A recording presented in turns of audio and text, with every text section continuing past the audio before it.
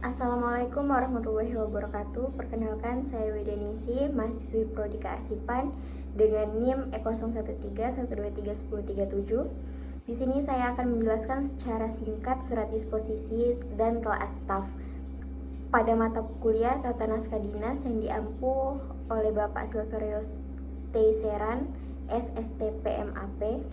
Menurut Permendagri nomor 1 tahun 2023, disposisi adalah catatan atau arahan dari pimpinan pada surat masuk yang ditujukan kepada pejabat atau pegawai tertentu untuk ditindaklanjuti.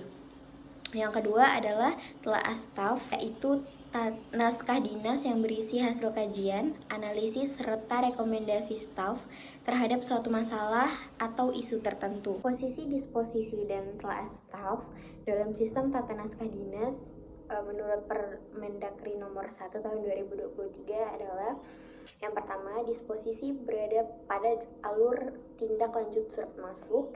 Jadi setelah surat masuk diterima dan didistribusikan, pimpinan memberi arahan tertulis melalui disposisi kepada pejabat atau pegawai terkait untuk menindaklanjuti isi surat. Nah, sedangkan untuk telaah staf termasuk dalam naskah dinas internal, digunakan staf atau pegawai untuk menganalisis, mempertimbangkan, serta merekomendasikan kepada pimpinan sebagai dasar pengambilan keputusan atau sebagai pertanggungjawaban apabila terjadi suatu masalah yang dilakukan pada pengerjaan tugas maupun sesudah tugas tersebut.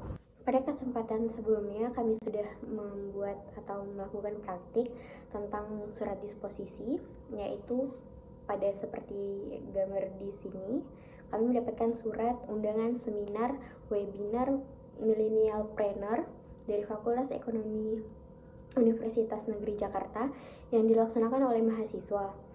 Di sini, undangan berasal dari ketua pelaksana yang bernama Farel. Surat undangan diteruskan ke dekan untuk memberi informasi kepada dekan bahwa tanggal 4 Juni 2022 akan dilaksanakan seminar webinar Millennialpreneur. Setelah dari dekan, surat disposisi diteruskan ke wakil dekan 3 karena wakil dekan 3 bidang kemahasiswaan. Setelah dari wakil dekan 3, surat disposisi kembali dikoordinasikan kepada ketua prodi tersebut sebagai informasi yang valid. Setelah itu, surat akan diinformasikan ke akademik untuk diteruskan kepada mahasiswa prodi D3 Administrasi Perkantoran. Selanjutnya, saya akan membahas tentang telahan staf.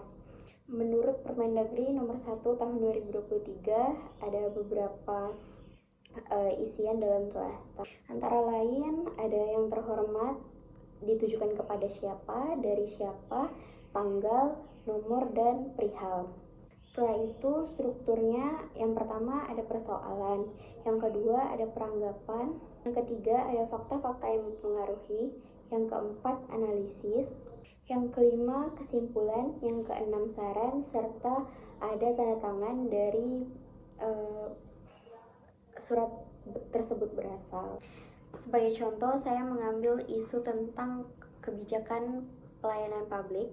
Yang pertama, isi persoalan. Pelayanan publik di Kota Mekar Indah masih menghadapi kendala, seperti antrian panjang, pelayanan yang belum sepenuhnya berbasis digital, serta keluhan masyarakat terkait keterlambatan proses administrasi. Yang kedua, peranggapan. Yang pertama, pelayanan publik yang baik akan meningkatkan kepercayaan masyarakat kepada pemerintah. Yang kedua, digitalisasi. Layanan mampu mempercepat proses layanan. Yang ketiga, sumber daya manusia yang kompeten sangat menentukan kualitas pelayanan publik.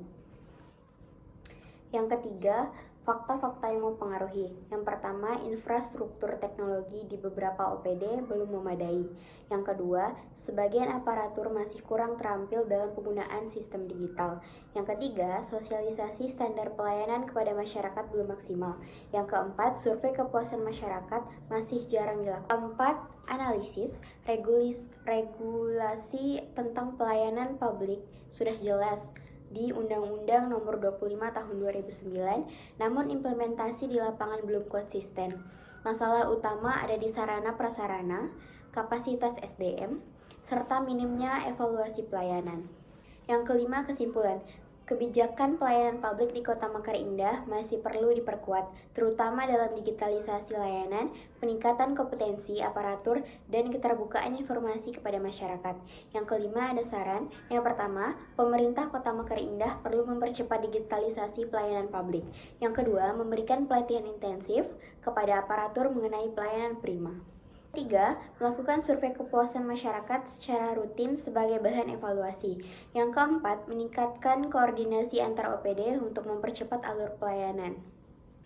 Menurut saya pribadi, disposisi dan telah staf itu sangat penting karena membantu proses kerja pemerintah jadi terarah. Dengan disposisi, pimpinan bisa membagi tugas secara jelas kepada bawahan. Sementara telahan staf membuat bawahan tidak hanya sekadar melaksanakan perintah, tetapi juga ikut berpikir kritis dengan memberikan analisis dan rekomendasi. Jadi dua hal ini membuat pemerintah daerah lebih efektif, efisien, dan akuntabel. Sekian pemaparan yang saya mengenai disposisi dan telah staf berdasarkan Permendagri nomor 1 tahun 2023. Semoga penjelasan dan contoh ini bermanfaat. Terima kasih atas perhatiannya. Wassalamualaikum warahmatullahi wabarakatuh.